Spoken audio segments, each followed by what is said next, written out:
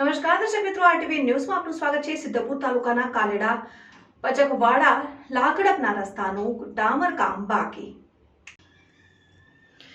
સિદ્ધપુર તાલુકાના કાલેડા પચકવાડા લગડપના રસ્તાનું ડામર કામ બાકી। 2021-22માં થયેલા ગ્રામ સડક યોજનાનું ડામર કામ કરતા સરકારને કયો ગ્રહ નડે છે।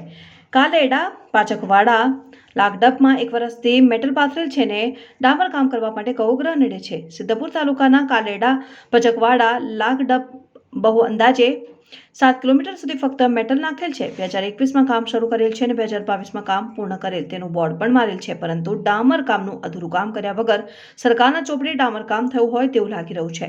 સરકારના ભ્રષ્ટાચારમાં આખરે જવાબદાર કોણ? ગામના જાગૃત લોકો દ્વારા જણાવવામાં આવ્યું હતું કે અમારું સિદ્ધપુર તાલુકાનું છેલ્લું ગામ વિકાસના કામોમાંથી વંચિત છે।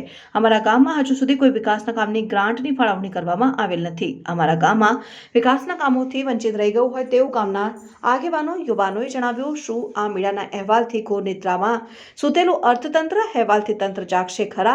તે આવનારો સમય જ બતાવશે। અહેવાલ શ્રી વી.કે. Dhabhani, RTV news.